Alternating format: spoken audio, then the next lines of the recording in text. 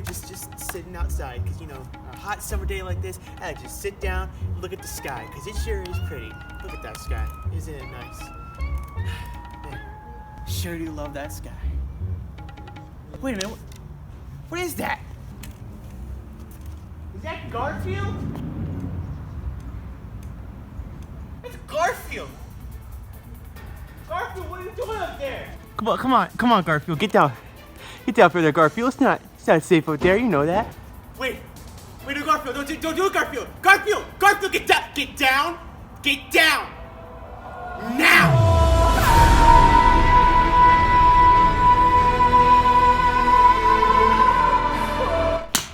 Oh my God, Garfield, you okay? Okay, come on. It's gonna be okay, buddy. It's gonna be okay. Oh God, what do I do? Wait a minute. What is that?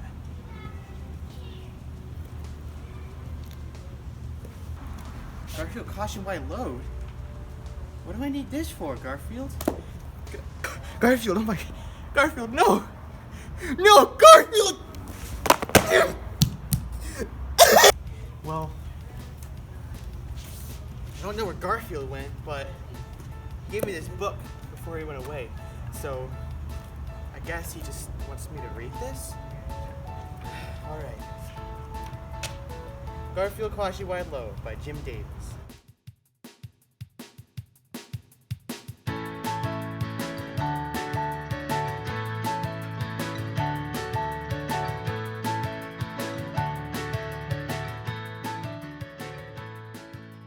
So I am here to ask you a simple question.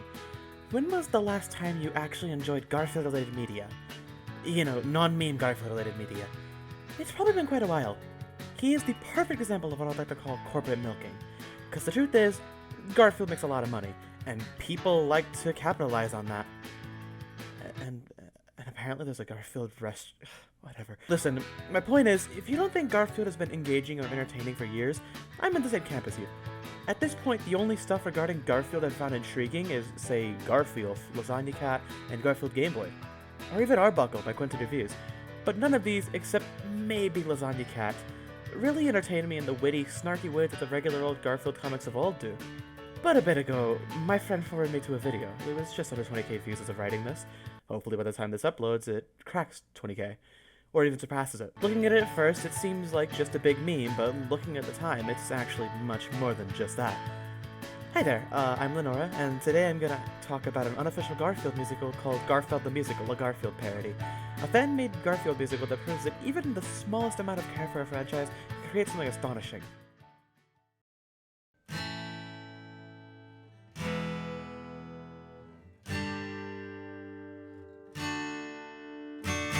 A pretty good way to sum up what to expect from this is through the first 26 seconds of the video.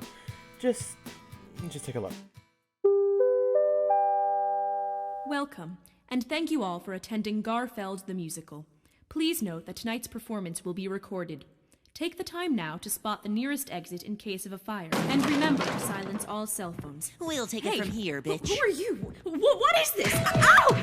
Ow! Welcome all to Garfield's show. Here's a few things you should know. We've decided to tell you what you're getting yourself into. First of all, the first thing the video does is, as my old friend Chef Rella Productions would say, subvert the viewer's expectations and pull a 180 by two puppets essentially pushing the voice at the beginning off the stage and singing a little song about how this, well, really isn't for kids. I'd go as far as to say that setting expectations and subverting them is a common theme of this musical, as shown by one of the opening tracks. Forget your cares and worries, because here nothing ever goes wrong. Oh no, so Obviously, as seen later in the musical, this really isn't the case. The musical casts Teddie Grey, who doubles as a creator and composer for the musical, as Garfield, an obvious joke on bootleg material, Michael Lepore as John, Sam Kaufman as Odie, and Carly Kerr as Liz.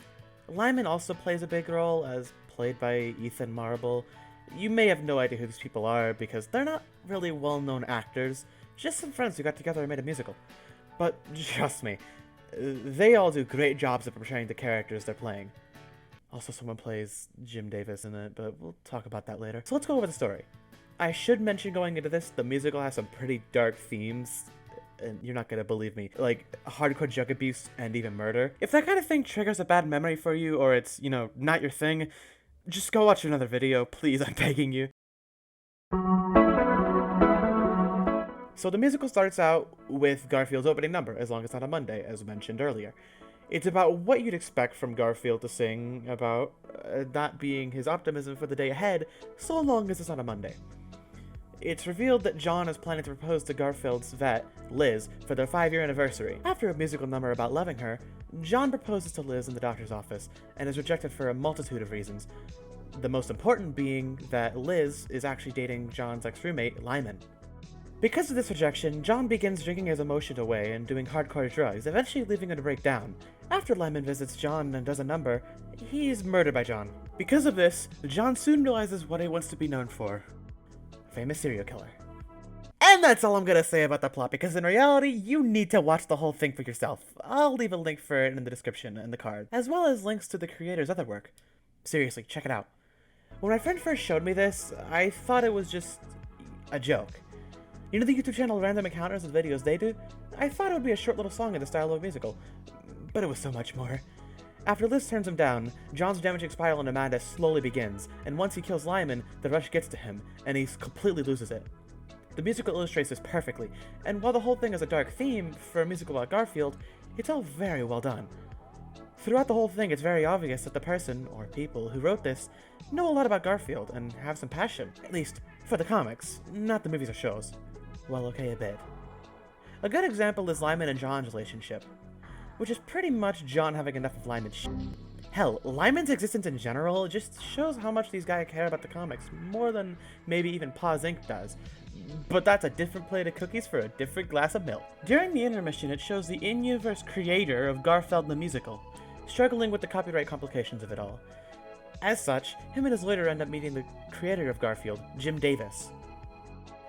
Okay, look, I'm willing to admit, of all the casting choices, this is the poorest one. But then again, it's just a bunch of friends getting together to make this. I didn't expect an actual old guy to play the role of Jim Davis. I know I said I wouldn't say anything spoilery, but I just want to make an exception to say something about a joke in the musical. If you want to avoid it, just go to this timestamp to skip it. But anyways, I think everyone knows about this Garfield comic, right? The one where John supposedly drinks dog semen? Well, during the scene with Jim Davis, the creator of Garfeld asked the following. Hey, by the way, can I ask you something? In the Garfield strip from May 30th, 1990, did John actually drink dog semen? Which gets no answer other than Jim attempted to kill him and his lawyer. At the end of the musical, Jim comes in and shoots everyone involved in the musical before raising the gun to his head. He then stops and looks at the camera and says, "And for the record, John absolutely drank dog semen." Then proceeds to shoot himself. Look, I'm sorry for picking this up. It's so f***ing funny. I had to. The joke is set up so early on and the payoff is totally fucking worth it. But my personal opinions on the casting decisions and musical aside, this has nothing to do with the main focus of the video. See, when it comes to me and Garfield, I think Quentin Reviews put it best in his video about Garfield. Or one of his videos about Garfield. It seems like these days, Garfield, the character, spends so much of his time on screen going on these grand adventures, and it never works, and it always feels awkward, because Garfield is not a character who is designed to be invested in anything. When he's illustrated wanting to go to Australia to save Lyman, or space to help a bunch of superheroes, it doesn't feel like him. Garfield originally wasn't supposed to be anything big like this. It was just a 3-panel comic with the introduction for the first panel, set up as the second, and punchline in the third. But that idea became tiresome at one point, and starting there, Garfield began to lose his magic. Now there's countless cartoons, movies, merch, and a restaurant, like I said earlier. Garfield is not what it used to be. And this musical might seem to be driving home this point at first glance, but throughout the musical, it's shown that all the merchandise and comics and stuff that Garfield has sold has gotten to his head, at least in universe. Instead I get books and hats stamped with my cat. John, hands off my merchandise. He's more focused on showing the audience a fun experience than actually realizing the dire situation at hand. Look, I'm not just trying to lighten the mood for my sake. I'm doing it for our fans. People's lives are depressing enough. Do they really need to watch as ours become just as bleak? In a way, this sort of could be a way at jabbing at Paws Inc. They sort of treat Garfield like a baby Jesus and Jim Davis like a god. And it sort of masquerades the simple fact that Garfield has become some shitty corporate cash grab. Just slap Garfield on something and it'll sell. I'll say what hopefully everyone's thinking. Garfield hasn't been funny in a long, long time. This musical is a perfect example of what Garfield could be. A meta, self-aware series, poking jabs at itself and its past. You could argue the Garfield show breaks the fourth wall, but it more so praises itself rather than jabbing itself. Honestly, knowing how Paws Inc. likes to treat Garfield and friends, I honestly don't see anything like that happening anytime soon. Well, sure, I adore Garfield as a fan, and think it's literally genius when it comes to marketing and selling merch. It's just that. A ploy to sell merch. So what's my point? What am I getting at? My point is, Garfield the Musical, while it's not perfect, popular, or well-known, does a great job at telling a story about Garfield and Odie, attempting to stop John from becoming more and more of a serial killer. I already said this earlier, but if you enjoy Garfield or musicals, or both, go give this a watch. I'd rate it a solid 4.5 Garfield plushies out of 5. But there's another point I want to drive home here. While watching this musical, it's obvious there's a lot of effort and care put into it, and I think that Paws Inc. should look at it as an example as to where Garfield should go, or what they should do with him. I'm not saying they should tell a story about Garfield and Odie stopping a murderer from killing someone who rejected him, but rather, they should learn to not take themselves so seriously, and maybe put more care into the stuff they make. Usually, parodies are very poorly made and don't even begin to compare to the original, but in Garfield's case, it's kinda sad. Because instead of being a bad, shoddy parody, it's very good and incredibly well done, proving that Garfield could be so much more than what it currently is. Cause what they're doing now is, well, okay, it's working marketing-wise, but it ain't working too well entertainment-wise. I'd say the way they treat Garfield as a franchise is disrespectful to the creator of Garfield, but he's just as bad. Sorry, hey Jim. Before I end up the video, here's a quick reminder to go check out, and if possible, support the creator of this musical and show as much support as you can, because unlike Paws Inc., Ted here obviously has a lot of care about Garfield in some way or another.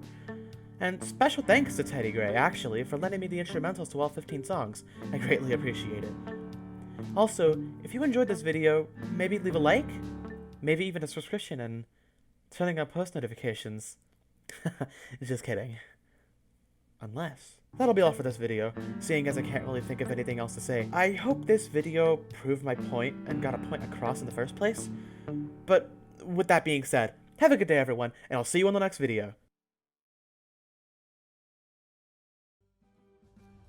Well, that was a good read.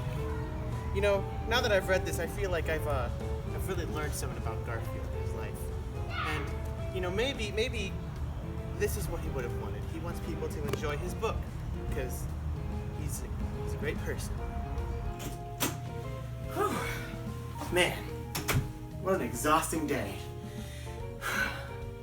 Wait a minute. Garfield? You're still alive! Yeah!